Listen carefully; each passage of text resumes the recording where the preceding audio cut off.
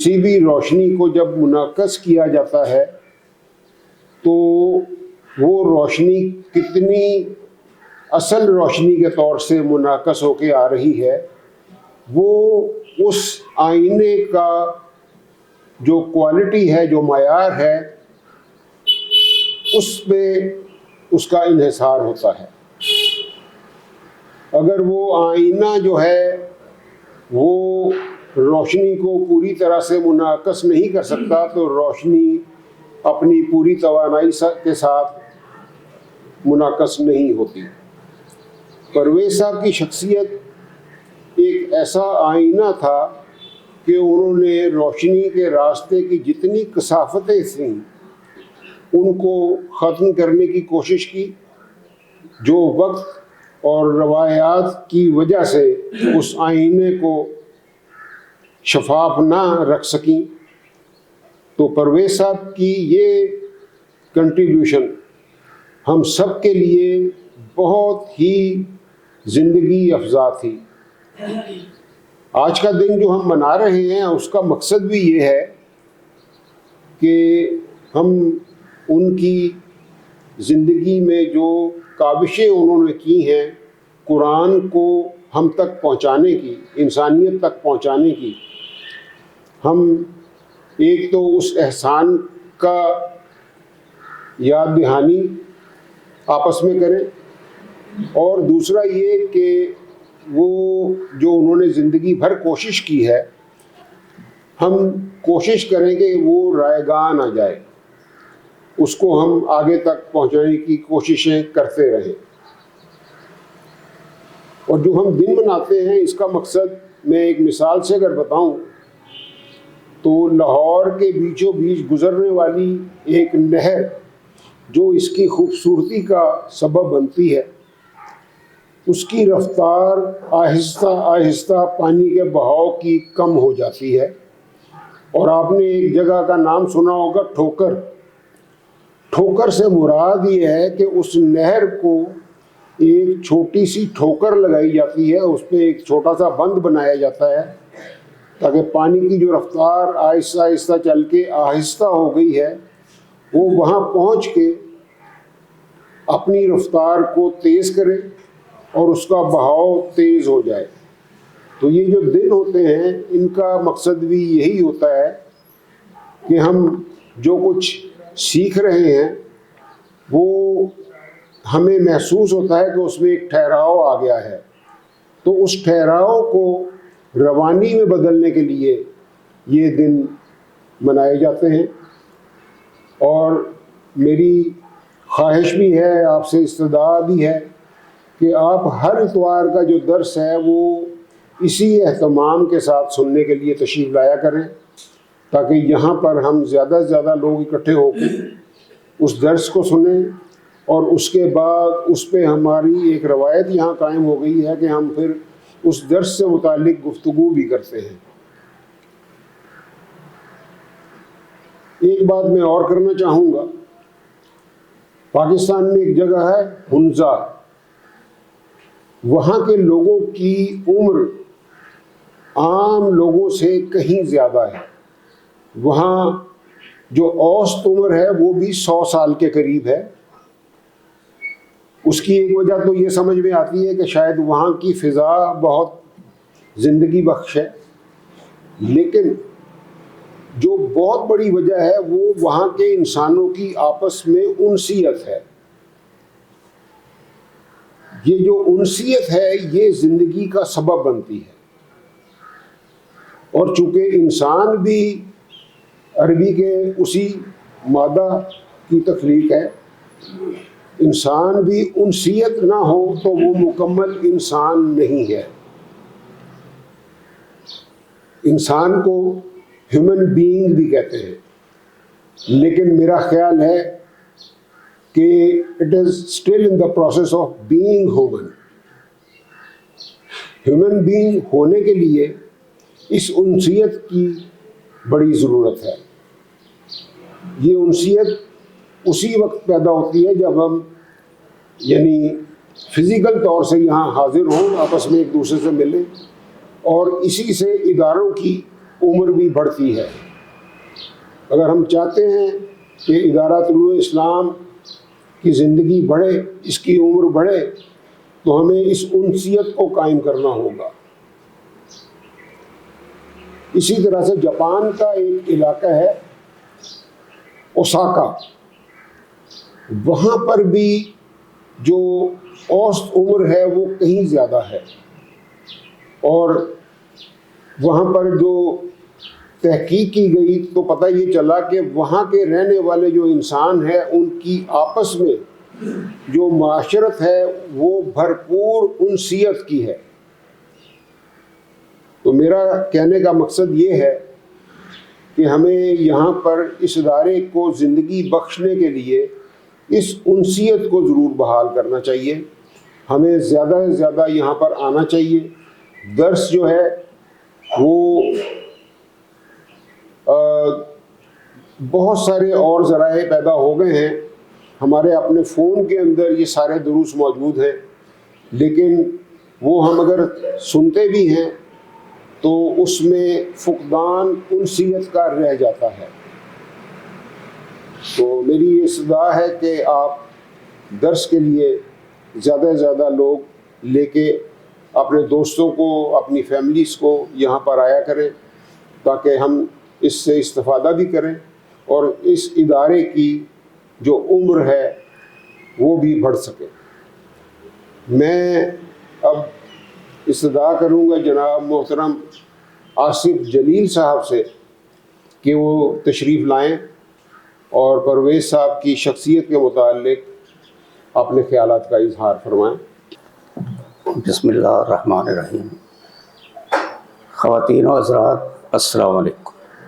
علامہ پرویز رحمہ اللہ سے میرا غائبانہ تعارف 1974 میں ہوا۔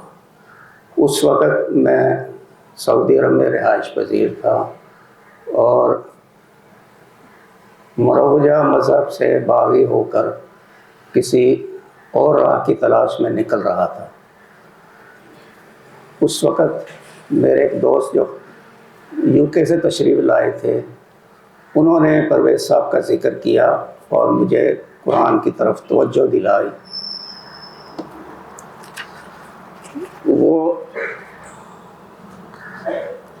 انہوں نے پرویز صاحب کا مختصر تعارف کروایا۔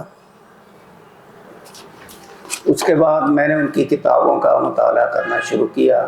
سعودی عرب میں کتابیں دستیاب نہیں تھیں اور مشکل یہ تھی کہ اگر میں کتابیں ایک ساتھ لے کے جاتا تو وہ ضبط ہو جاتی، تو میں ایک ایک کتاب کر کے لے کے جاتا تھا تاکہ پڑھوں۔ اس طرح مجھے ٹائم بہت لگا ان کو پڑھنے میں اور سمجھنے میں۔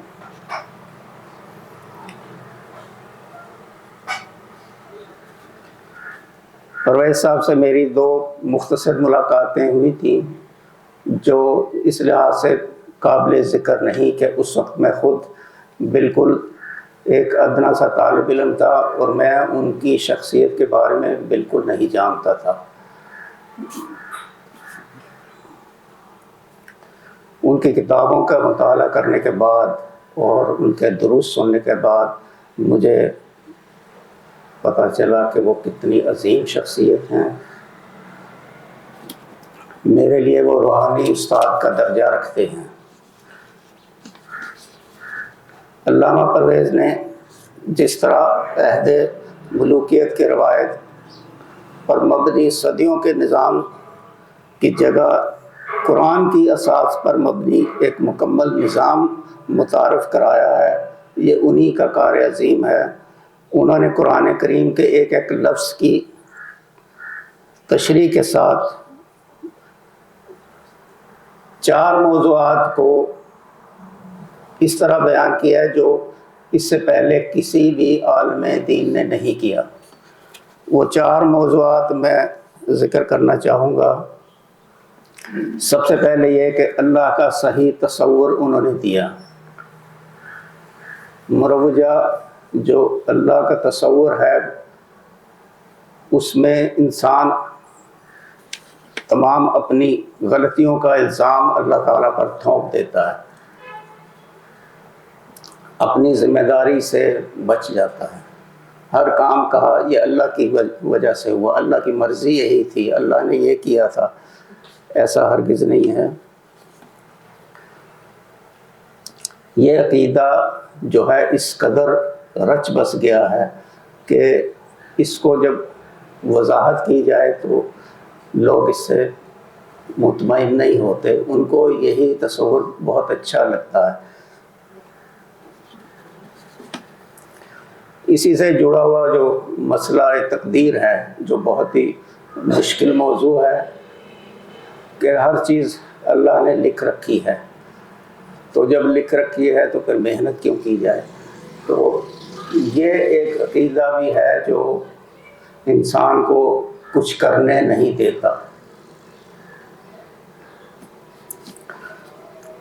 یہ بہت موضوع جو ہے تفصیل طلب ہے، اس کے لیے علامہ صاحب کی کتاب، 2 کتابیں من و یزداں اور کتاب التقدیر میں بہت وضاحت سے تشریح کی ہے، اور اس میں جو بھی دل میں سوالات اٹھتے ہیں ان سب کا جواب مل جاتا ہے۔ دوسرا جو تصور انہوں نے دیا وہ اسلامی مملکت کا ہے۔ ایسا لگتا ہے کہ اسلام ایک بس مذہب ہے، پوجا پاٹ کر لی اور یہی سب کچھ ہے، لیکن قرآن کا بہت بڑا حصہ ایک نظام کی بات کرتا ہے، اس کے بغیر انسانوں کی زندگی بہتر نہیں ہو سکتی۔ اگر وہ نظام قائم نہیں ہوگا تو لوگ اسی طرح، اسی ظالمانہ نظام کے تحت پستے رہیں گے۔ یہ تبدیلی کبھی بھی نہیں آئے گی۔ اس نظام کے قیام کے لیے انسان کے نفس میں تبدیلی چاہیے سب سے پہلے، اور پھر اجتماعی کوشش۔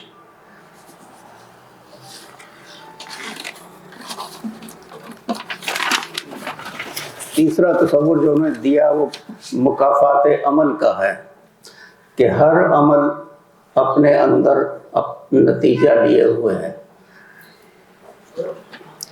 اس نتیجے سے انسانوں کو ہرگز مفر نہیں ہے۔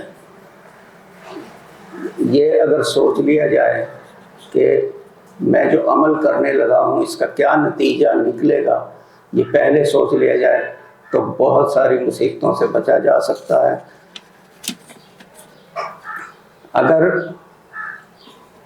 قرآن کا نظام موجود ہو تو یہ نتیجہ انسانی دنیا میں بھی ہو سکتا ہے کہ ہر غلط عمل کا نتیجہ مل جائے، لیکن چونکہ نظام نہیں ہے تو جو لوگ طاقتور ہیں وہ قانون سے بچ جاتے ہیں، اور جو کمزور ہیں وہ پستے رہتے ہیں، جیسا کہ آج کل ہو رہا ہے۔ چوتھا تصور جو ہے وہ ذات کی نشو و نما کا تصور ہے۔